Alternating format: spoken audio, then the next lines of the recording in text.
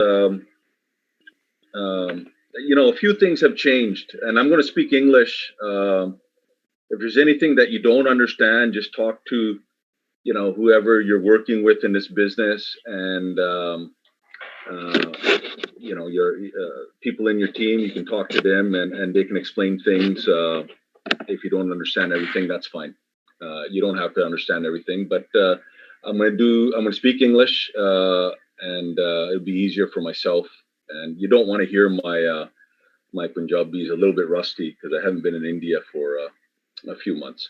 Okay, first thing I talk about is ABC. What does ABC mean? ABC means always be in control. Things are a little bit different today in the world, obviously. Okay, under the current circumstances. So one thing you always want to control is, there's two things we can control in our life. There are action and our attitude. Okay, so a lot of things are out of our control. Okay, but if we control those two things, that's what really determines our path and our success in life. Okay, so always keep that in mind. Mind clarity. Mind clarity means we have a very exact idea what we're doing and how we are doing it. Okay. And I think why we do something is very critical. I'm going to get into the why on the on a few of the things that we discuss in the business. I think why we do it becomes very critical. Okay, and I'll discuss that later on. Okay, situational awareness. Always be aware of your surroundings. Be aware you're going to share the opportunity with somebody. Be aware of a little bit of who you're talking to, because in this business there's we have a flex we have a something here. Let me share with you.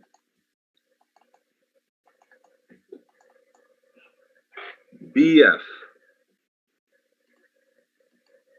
Can somebody tell me what BF stands for? Right? Now, if BF stands for, and now if you thought it stood for boyfriend, you're wrong. Okay? BF means be flexible. Be flexible in your thinking. Be flexible in dealing with people. Okay?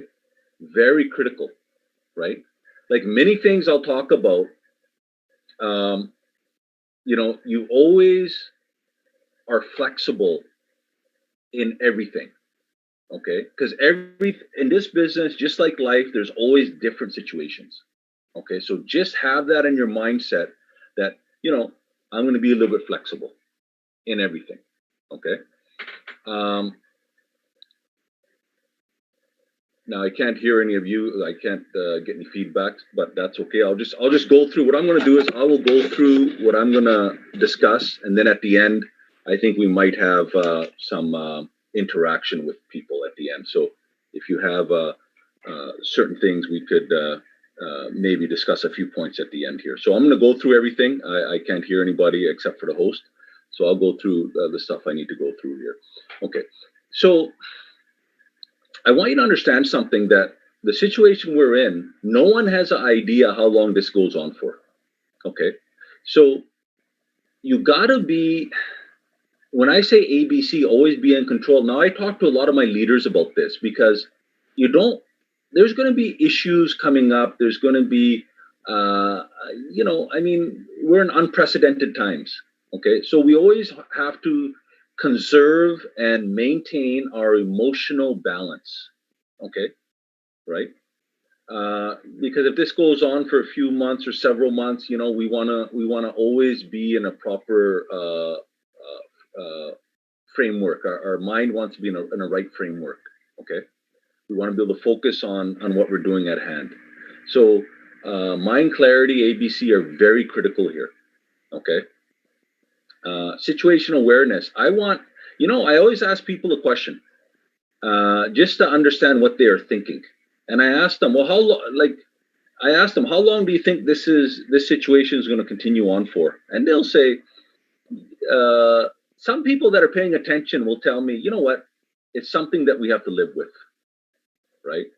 because there's no time frame. Okay. So just be aware that emotionally and mentally, right? Uh, and you know what? With regards to our business, we just transitioned to the next stage. Okay, I'm going to get into digital business and what's happening in the next stage, right? As soon as we lay the foundation right here. Okay, become a thought leader. Okay, very critical. Become a thought leader. Okay, and what does that mean? Um, become a thought leader. You know, a lot of times we always look to, I don't really like using the word upline or downline. I don't think there's no up or down, anyways. I think we're a team, and I have an issue with the term, but anyways, I'll use the term upline here. People that are in our team that are senior leaders, you know, if you're 9%, 12%, 15, whatever level you are at, you are still looked upon to become a thought leader. Okay, regardless of your pin level. Okay, and so one of the key things I always tell people is make sure you're reading. Okay, because you know we have the TV on all day. We got whatever news channel we have there. You know, so many Z News, whatever, and it's just you know. They're feeding us their agenda or whatever, their viewpoint all the time. Okay, it's their viewpoint, whatever the ruling people want to say, they'll just put it in the media and they're feeding us. Okay, so become a thought leader. Get into some of there's lots of, some of the books that can develop your thought process. Okay, and it doesn't really even have to be BWW books. There's so many articles, and I'm going to get into Albert Bandura in a second here. So just because you're not the upline to somebody or a large group, you can still add a lot to the organization by becoming a thought leader. You can add positive viewpoints. You can add, different stories. You can be an active member of the team. Okay, so become a thought leader. Add something. Give value to the team. Very critical, because when you give value to more people, right? One, you're also learning. See, the main thing about these trainings or any meeting, the person that learns the most is the person that's speaking. He's learning the most, right? Because whatever topic he's talking about, they get reaffirmed in his mind. So become a thought leader in your business. Don't that's fine. I'll look at my upline. I'll talk to my upline. What's the great line in India they always say? Now, pardon my language, but I think they always say upline bataugi ji, or something like that. I know you're getting a good laugh about it, but that's fine. So everything is upline bataugi, upline bataugi. No, how about you? Right? Become a thought leader. When I started this business at 0 PV, I was a thought leader. Absolutely. 100% thought leader. Never changed. And I think it had a lot to do with my family upbringing and everything. And we weren't, and the history of our family, that we weren't good, we were, you got to be bold, right? And you can become a thought leader. Become a thought leader is what we expect of people, okay? Albert Bandura, SelfEfficacy, okay? Let me go to Albert Bandura. Albert Bandura is one of the most famous psychologists of our generation, and he's probably one of the most influential psychologists. I think he was at Stanford University. He's 94 years old. He'll be 95 this year. Albert Bandura grew up in a small town in northern Canada. In fact, his original schooling was done in a makeshift school that had wooden planks, and they had grades. It was a small town, maybe less than 1,000 people. His original schooling was done up to grade 12 in a class of 30 students. So they had, grade 6s and grade 12 all in one room. And he's one of the foremost psychologists of the last century. Okay. And one of the things he talks about, okay, which is very critical, is he talks about self-efficacy. Okay. And I want you to make a note of this. right? Because his work is just unprecedented. Self-efficacy, okay? Self-efficacy and why believing in yourself matters. Self-efficacy is our belief that we are going to become successful at something, that we can master something, we can learn something, and we can move ahead. Self-efficacy, if you have high self-efficacy, the people that have high self-efficacy become very, very successful. Okay, right? Okay. And some of the points in self-efficacy, okay? You can read some of the points here, right? View challenging problems as tasks to be mastered. Number 2, develop a deeper interest in activities in which they participate. They become thought leaders, okay? Form a stronger sense of commitment to their interests and activities, and recover quickly from setbacks and disappointments. Okay. So I'm not going to get into it, but I'll mention it. And just go through some of the things. And self-efficacy, one of the things they talk about is mastery experiences. Okay. Performing a task successfully strengthens our self-efficacy. And what they're talking about is, what is mastery experience? Let me discuss that. Is being very good at what we do. Okay. Being very good at the 4 basics, being very good at, like when you see, our leaders like Sydney Voss, and you see them, and all the leaders you'll see that have achieved a certain level in this business, a high level of success in this business. You see the confidence in them. You see how easy they can explain concepts. You see how comfortable they are talking to people, right? So those are things that we can learn just by self-mastery.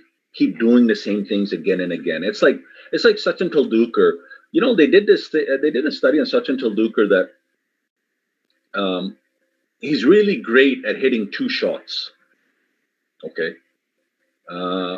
Don't quote me on it. I'm not a big cricket player, and I think one of them was one shot they talked about. I think it was a back foot or something. Anyways, they talk about one shot that he's the best in the world that ever played at hitting one shot. He mastered it. Okay. And you know what? That's what self-mastery is. If in this business, if we just master a few concepts, we just become very good at a few things, we'll be very successful in this business. Okay. So maybe you might want to study some of this self-efficacy, self-mastery principle. Okay. In this business, if you look at this business, what's happening right now is,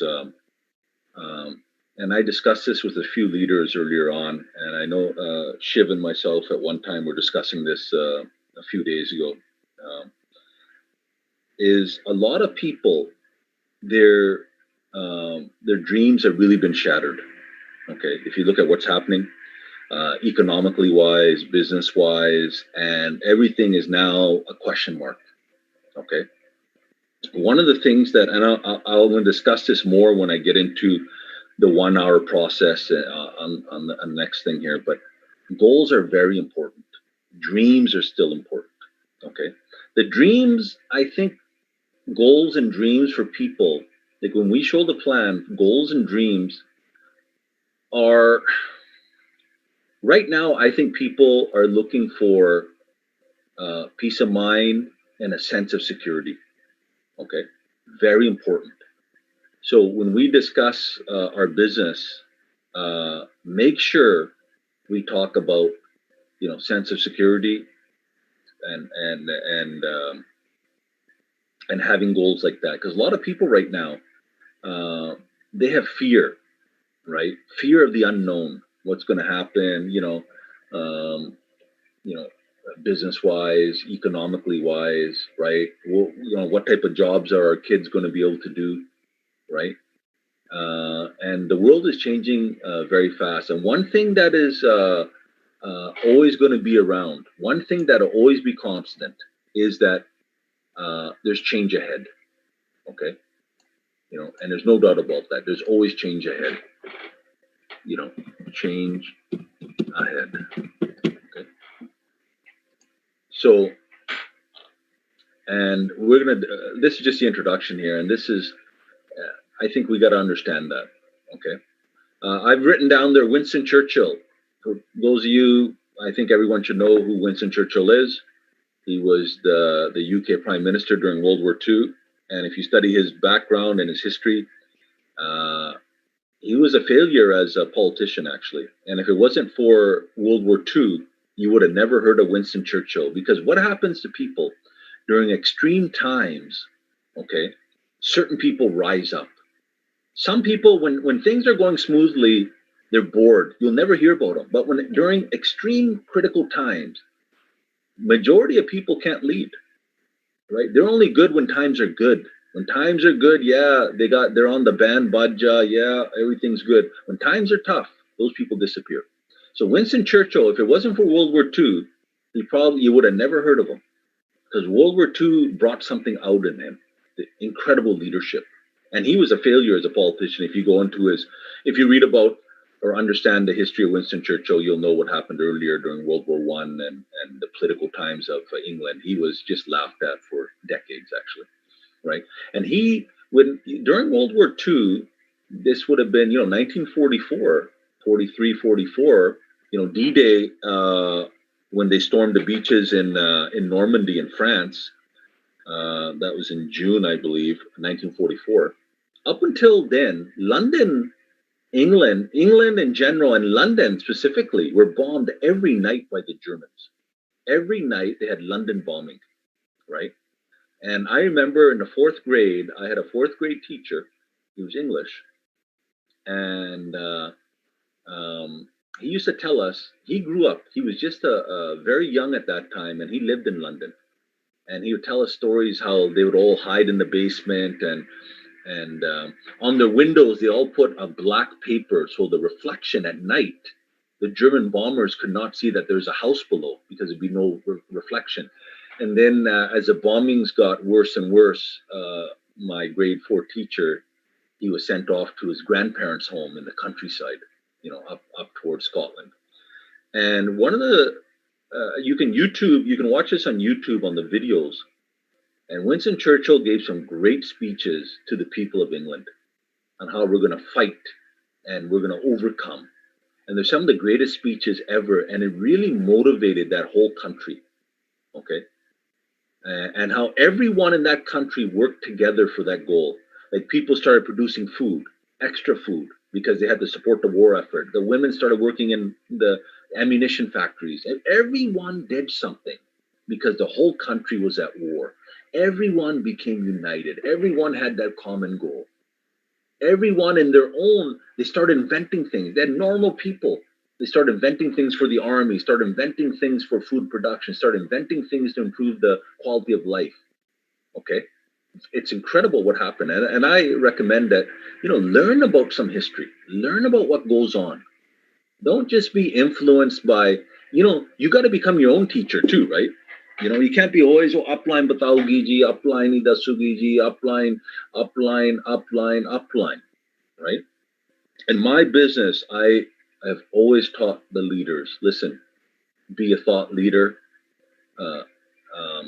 And, if we can improve things, tell us. Is there better ways of looking? I'll tell you, my strength, my secret has always been, I always listen to great ideas, right? Nothing is set in stone. Anyone that says, oh, I know, anyone sitting in America or Canada says, oh, I know everything, I'm going to tell you how to, I don't, right? Even for this call, I speak to the host even before that, a day or two before that, to get their ideas down, because, that's what it's all about, right? I'll tell you one time, Kanti Gala is a good friend of mine. And at one time we were very, very close, almost talking on a regular basis many years ago, right? And he had a group in Himachal, and we were on a conference call. This is probably, 10, 12 years ago, and we were talking. There were a couple, 3, 4 of us people, and Kanti Gala goes, Okay, so because these people lived up in in a mountainous area, very sharp people. They were actually business people, and they lived in a beautiful park, a beautiful area, beautiful home up there. And Kanti said something very interesting. He goes, "So what should we do next?" We were talking, and Kanti goes, "How do we attack the next part? How do we go to the second part? How do we develop the business? So what do we do?" He goes, I can't say anything. I'm sitting in New Jersey. You guys are there in India, they're there in Himachal Pradesh, and what do we do next? You know what? That is that's $1 million insight. Okay, that's $1 million insight. He goes, what am I can't. I'm sitting in New Jersey. What do you want? You guys tell me. You guys are there. Okay, and that one sentence, if you really understand, and I understood it at that time several years ago, what that means.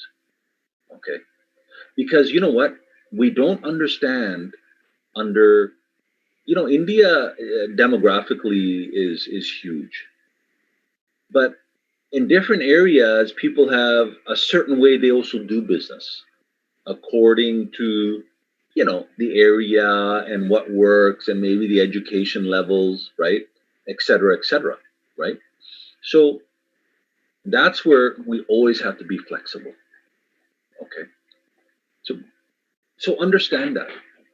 Okay, we go in with the thing is we go in with a certain framework. We're going to do this, but we have to adjust it, right? Okay, so just be flexible in your thinking. Okay, all right, let's go to the next here. Okay, now how did we get here? How did we start the business? Okay, let me go back to my old stuff.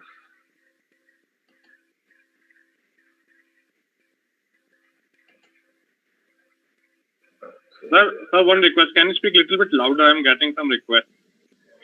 Okay. Thanks. Hang on. Let me put the speaker on then. Is it better if I put that on? Hello? Yeah, perfect. Okay. I didn't realize I was on the computer speaker. I didn't realize that I got separate speakers. I didn't realize they were on yet. No problem. That's why I like to go online 20 minutes before, right? I test everything. I don't like leaving a lot of things to chance. Right. Okay, that's okay. Good, perfect. If anyone has an issue with the sound, just send a message to whoever, and then we can always adjust it. Okay. All right. Okay, let's go to the second part here. Okay, so how did we get here? Let me give you some history on how we were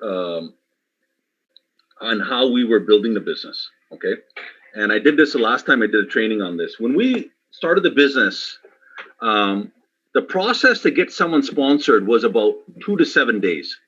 Okay, 2 to 7 days. Okay, at that time, you got a business kit that was about 4,400 rupees. Okay, right? New business. Okay. So when we started the business in India, it's 4,400 rupees to get a kit. Okay. It takes about 2 days to maybe 10 days to sponsor somebody, maybe even a month sometimes. I mean, sometimes people just disappeared, right? And what we used to do is we used to show people the plan, okay, and give them a lit pack, okay, a literature pack.